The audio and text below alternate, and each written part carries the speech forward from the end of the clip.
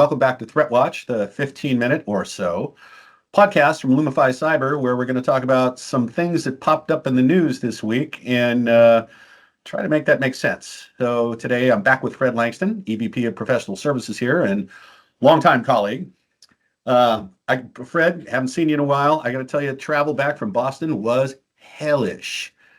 I landed last week, a week ago, at 8:30 p.m. Pacific time. Couldn't get a ferry till 10:30, and I got home about midnight or 3 a.m. on my clock. How was your PTO in Utah? I bet it was better. Well, it was infinitely better than what you just described. Certainly, it was takes time to get down to southern Utah, but absolutely gorgeous, weather perfect. Millions of fantastic people, although it wasn't overly crowded. Tons of Europeans. Every single one of them spoke English fluently, like dozens I met, and everyone perfect English. Yeah, that's interesting because I've heard that travel from Europe has gone way down. Yeah, but if they're coming, they're going to Utah. Okay, well that's cool. There you go. All right. Well, in the last week, we found out that a student has been arrested for the Power School incident. The EU has found Chinese espionage devices in solar power inverters and batteries. That's fantastic. And the automated license plate reader Flock is now combining the ALPR data with information they're buying from data brokers to turn license plates into identities. And while all that is insidious, we're not going to talk about any of that. But we are going to lead off with a couple of privacy stories that do involve data brokers. So you cannot ignore the irony and juxtaposition of these two that came out on the same day last week, all right? Number one, the CFPB, the Consumer Financial Protection Bureau, under the current administration, has backed off on efforts to regulate data brokers, okay? Remember, those are the companies that scoop up everything about everyone and sell it to whoever wants to buy it. This is where you go, you want to get enough information to impersonate someone, track their movements, dox them, whatever. So the thing about data brokers that's well known is that law enforcement routinely uses data brokers to circumvent the warrant process. So the CFPB, again, under the current administration, doesn't seem to have a problem with that. But on the same day, the state of Montana, story comes out, is the only state so far to regulate data brokers specifically for the purpose of limiting the state and thus law enforcement's access to data, specifically to stop them from skirting the Fourth Amendment.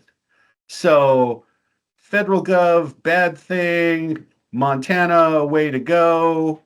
You know, what do you think, man? Is privacy long gone? I mean, we make too much noise about this? I'm probably, because when I can go and buy my own social security number at 5 different places for $40, and I've done it, I don't even know exactly what we're protecting anymore, frankly. I mean, my data's out there forever for anyone. Right. And so there's no records left to steal. I mean, right. Yeah, it's all out there. Right. It's just how much you want to pay for it. Right. So, but I think this is what exactly does this mean? Who knows? Right. There's the federal government, which wants to be less involved in regulating and protecting and being a part of the commercial or commerce infrastructure that involves people's identities and their information. So I see this as the government pulling back, but then you look at the other side, Montana.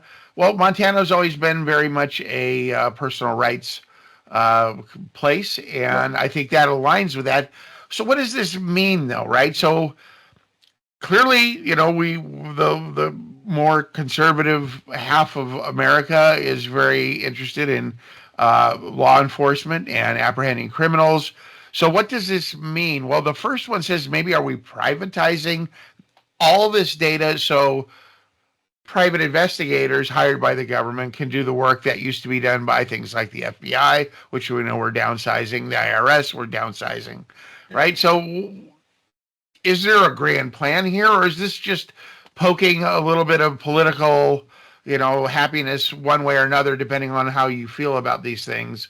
Is it just, the badminton shuttlecock flying across the net every time one side takes a swing at the privacy space? It's hard to tell what this means, but I do think Montana is leaning towards the more, it's your data, and no, the government shouldn't really be able to be able to monitor everything you do. No, I don't know. they What do you shouldn't. think? Yeah.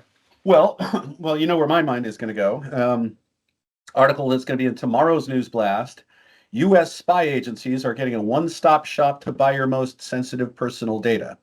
And what they're talking about is the intelligence community has been buying data from data brokers, all right? Ostensibly, foreign terrorists, stuff like that, right? Um, and what they found out was there's too many sources for this. And as a result, they're spending too much time doing procurement and they're spending too much money on this stuff. So what they're going to do, they're going to put it all together in a single database. And those actually started under the Biden administration. So, this thing about data brokers is not going to go away. Congress has picked this up and tried to regulate this a couple of times and it's fallen on its face. So I don't know where this is going. You know, Senator Wyden from Oregon, he's the champion really of privacy in the Senate. And I just don't think he's got enough, co-conspirators to help him get that stuff through. So we're just going to have to live with this for a while. Yeah. And yeah, I think your social security number is $40. Your credit card is $1 on the I think dark web. the scarier part, I think, and there is a nexus with the flock automated license plate readers. Mhm. Now this is more real-time surveillance ish, right? A data broker that can give you real-time surveillance on human beings. Yeah. They went there, they probably did this based on their buying habits or their whatever.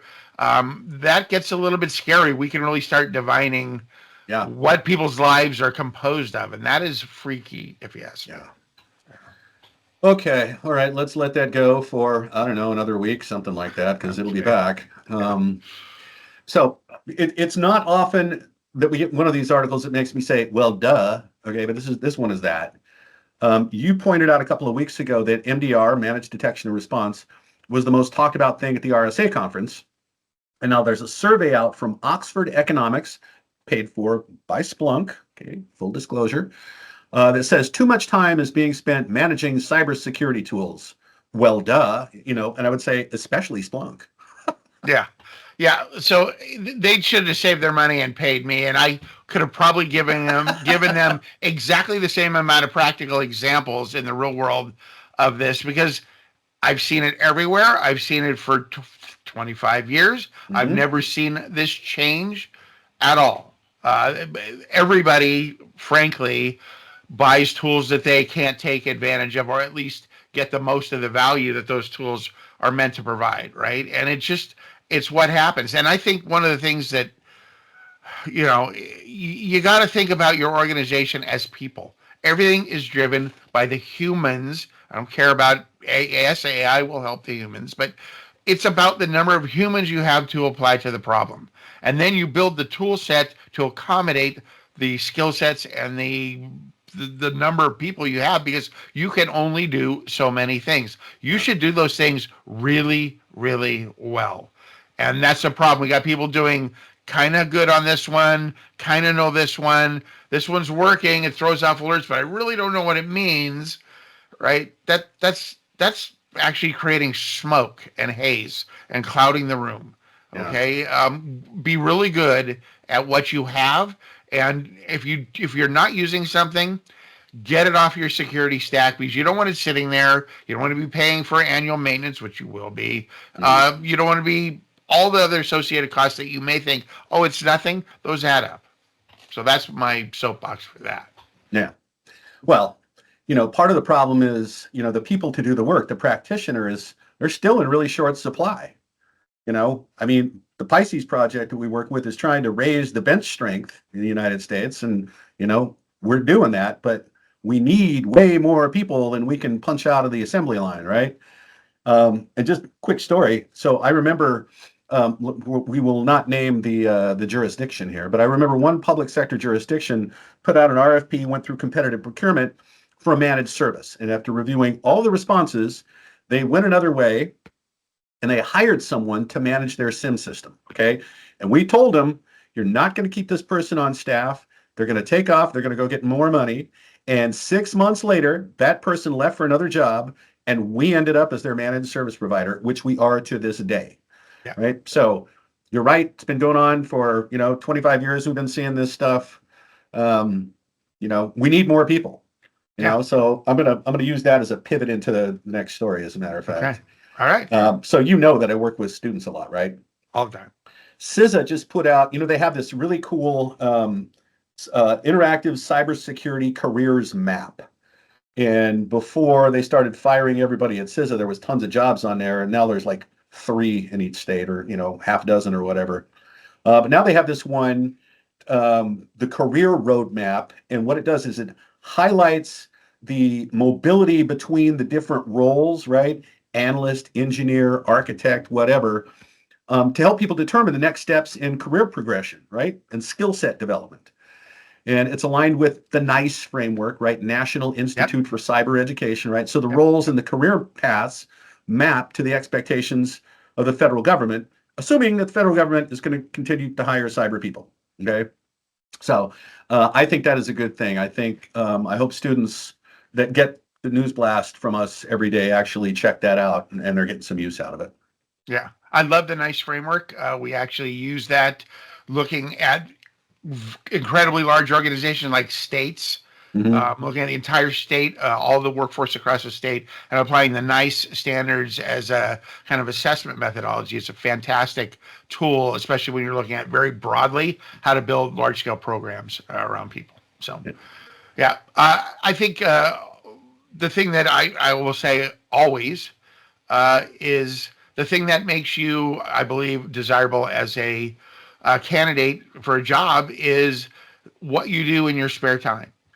In this case, it's every person I ever talk to, I ask, do you work on computers at home? Do you code? Do you test products? Do you use open source? Do you run containers and run a small container? And I ask them questions about how interested, in essence, are you in this world of computers that you're here to secure. And the fact is, you can learn more on your own probably than you can from any class. So people that are highly motivated to go out and run experiments and say, yeah, I'm using my Flipper Zero and trying to use it to clone card keys for X system or something like that, which maybe is the access system to their condo, but at least they're testing things. Well, my hotel room, who knows? Right, exactly. So that's what I look for, right? And those are the people that I find, because they want to be doing this,